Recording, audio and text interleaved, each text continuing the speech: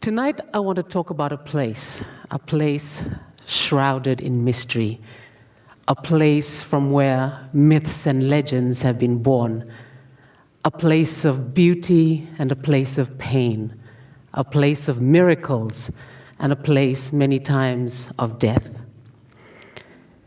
It's a place many have tried to understand and to navigate, and yet, despite 49% of us in this country actually owning one of these, many tend to ignore or just totally forget about it until something goes terribly wrong.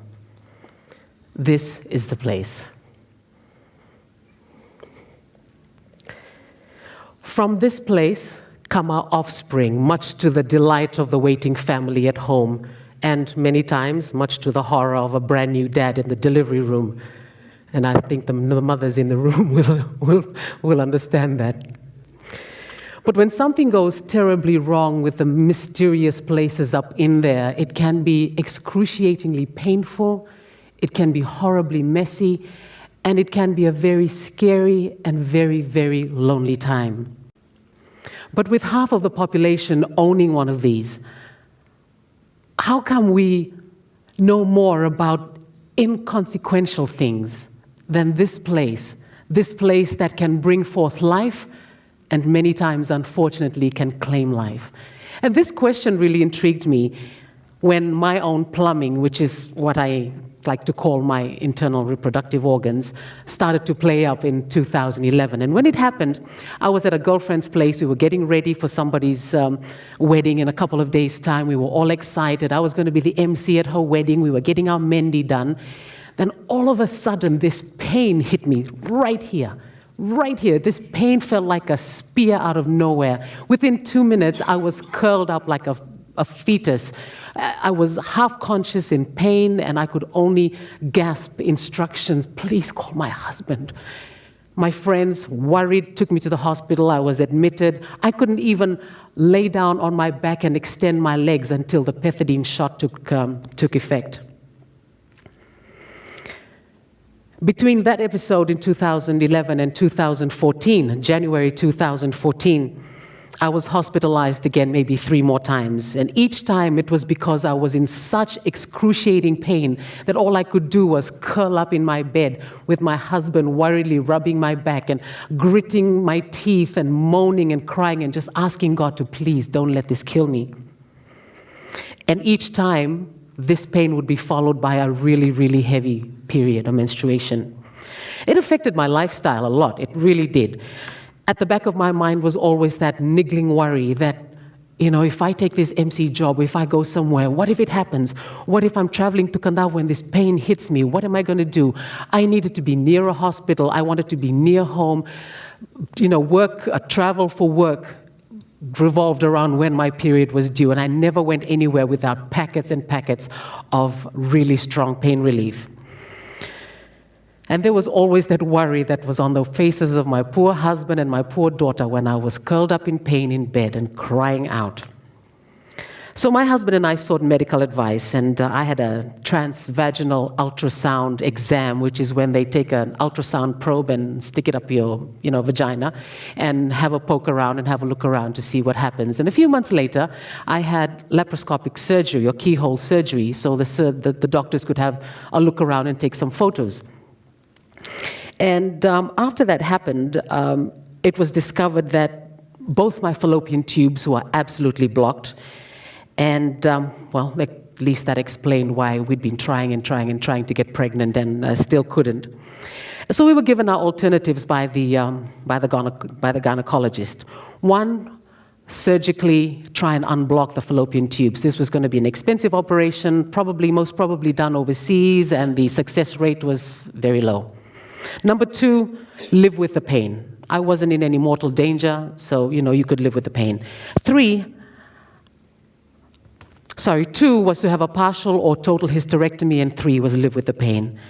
Still hoping for a pregnancy, my husband and I decided on choice number 3. I would live with the pain. Fast forward to January 2014, only 2 years ago, and I was coming back from a job in the Mamanuthas, and we were heading back to Port Denarau, and all of a sudden I started to feel ill. And I knew what was coming. I was out in the middle of nowhere, headed to Port Denarau. And as we women sometimes do, we say, oh, it's going to be okay. I'll just kind of hang on to the sides of the boat and just ignore the pain.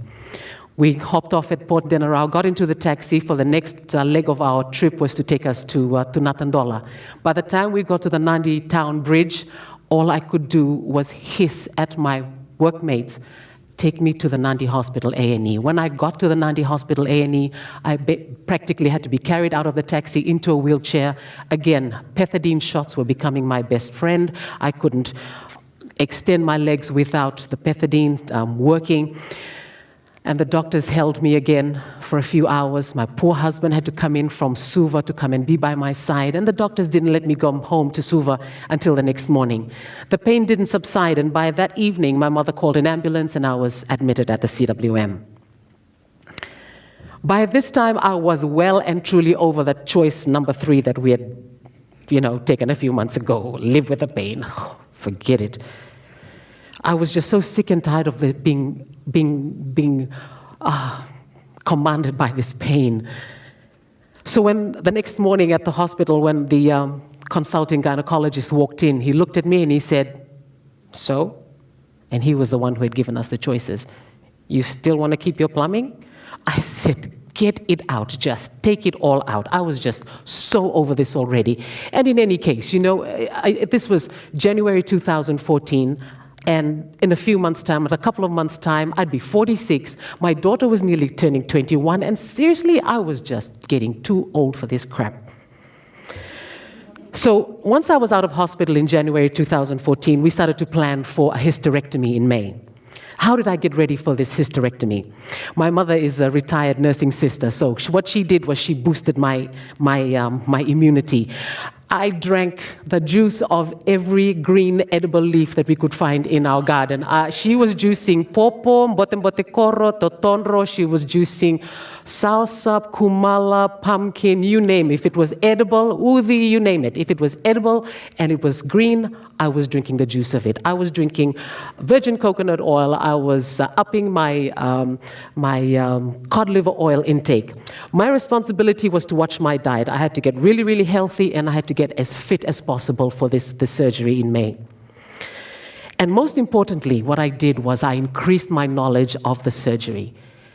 I went online, I met as many women as I could, had as many conversations with women whose mothers had had hysterectomies, who had themselves had hysterectomies. I went online and I researched what can happen to you if something goes wrong. How soon can you have sex after hysterectomy? How soon can you start lifting weights after hysterectomy? And I watched YouTube videos on hysterectomies. And ladies, you'll be happy to know there's not a lot of blood, so it's quite suitable for your male counterparts. Now, what makes my case different from a lot of other women in Fiji, I suspect, is that I had time to prepare for a surgery that I elected to have. I had loads of information at my fingertips. I have a very supportive family, and I am not afraid to ask a lot of questions. And I'm afraid I am in the minority with the women in Fiji. After the operation, and while still in hospital, still recovering from the operation, I took the opportunity to speak to a lot of my fellow patients. And when you're in a women's ward in hospital, you don't want to be avarosa or sticky beak and go and say, hey, what's wrong with you? But as I was walking around, you could feel that sense, I could feel that that woman really needed someone to talk to. That woman is frightened. That woman is alone. I could see the laundry piling up. Dishes had not been collected from her relatives who had come in to visit her a few nights before. So I did what I do best. I went up and said hello, introduced myself, and told them my story, told them what was wrong with my plumbing. And then they started to share their stories about their plumbing. And a few things really stood out for me during these conversations. And the main thing was the lack of information, the lack of sharing of information between non-medical women and other non-medical women about the things that can go wrong about all these mysterious places in there. We don't talk about the things that happen when we age and what happens when things go horribly wrong, and they can. I also found that there's really no word in the Fijian, and someone can correct me, for menopause. And in Fiji and Hindi as well, there's no word for menopause. But I found myself having to explain what menopause was to a much older patient who was lying there receiving a blood transfusion after she'd been airlifted from a maritime zone for hemorrhaging. And I believe, too, that the symptoms of menopause, like vaginal dryness, mood swings, and what's the other one? Should be understood by all women and their families, so that families know what Bumbu or Nani is going through. Families know what your auntie or mum is going through. I spoke to the nurses as well, and they were telling me that a lot of the patients that they had seen, had discharged, were unfortunately going back home and getting straight back into the traditional chores way too early during recovery. A lot of these women were going back to their villages and were going straight back to washing clothes by hand, doing the family laundry, going back to the village garden, going back to collecting firewood way too early. And many of them were expected to have penetrative sexual intercourse way, way too early after surgery.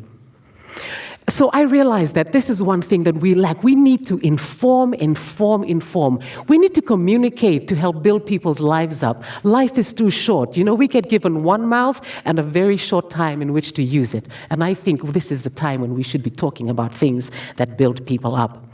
I come from Kandavu, and so does my husband, and we go to the village as many times as we can. And I know for a fact that our village community nurses are ill-prepared to sit women down and talk to them about the things that will happen during menopause. They are ill-prepared to sit down and talk to the community, including the fathers, the grandfathers, about what to expect and what they should be doing in preparation for a female member of their family coming back from having surgery like a hysterectomy.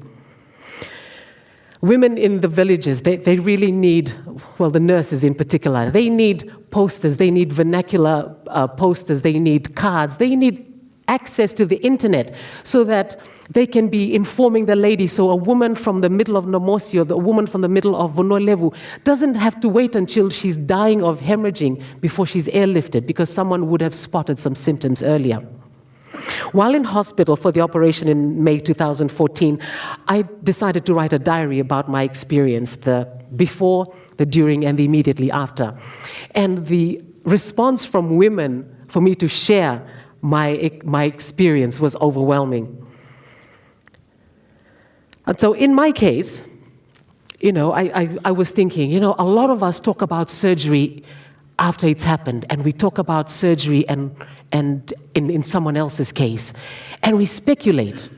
Someone will say, I heard she had cancer.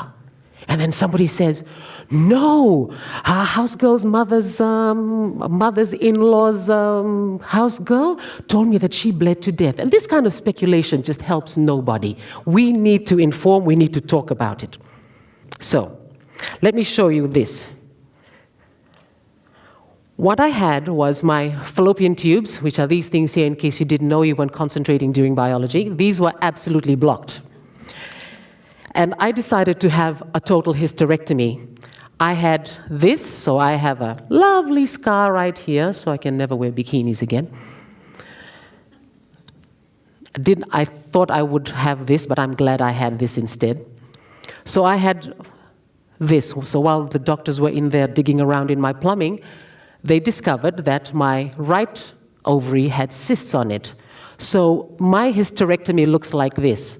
From my cervix to my uterus, both fallopian tubes and my right ovary is gone. And I'm left with one healthy left ovary. Do I regret having the operation? No. Because you know what? I don't have a uterus. That means I don't get periods anymore. Yes! I don't have a cervix, which means I don't have to have cervical screenings anymore. Yes! But the most important thing is I'm free of the pain. Now, due, of course, to this hysterectomy, what has happened is I'm starting to experience a couple of the symptoms of menopause a little bit too early. For example, the hot flushes. So we're sitting at home, and all of a sudden I'm going, it's hot. And I'm starting to sweat, and my husband, being the lovely guy that he is, just says, no, baby, you're just hot like that. So my diagnosis, ladies and gentlemen, was endometriosis. And endometriosis is a very common but very chronic condition, and it affects 176 million women worldwide. It's a very common condition, like I said, and what happens during endometriosis is the tissue that behaves like the lining of the womb, or the endometrium, is found outside the womb. And these pieces of tissue can be found in many different areas of the body, including the ovaries and the fallopian tube, which explains why we couldn't get pregnant. Endometriosis symptoms can vary very significantly from person to person, and some women, lucky cows, don't have any symptoms at all. But now that I've had the hysterectomy, all those painful symptoms have gone. Now, I am in no way telling women to go out and start booking themselves hysterectomies. No way. What I am saying, and what I cannot stress enough, is the desperate need for us to share information about our bodies to one another, to help other women understand what happens to our internal organs as we age, what happens when they get sick, and how we can recover and help each other. Well, just like I'm doing tonight. So I think that if we spoke more to more people about the things that can go wrong, about these mysterious places in our bodies, we could lift the veil of ignorance, which results in apathy. We could banish fear and really lead better and more fulfilling lives and more productive lives. After all, 49% of us are women, and I think we're bloody important. Inaka.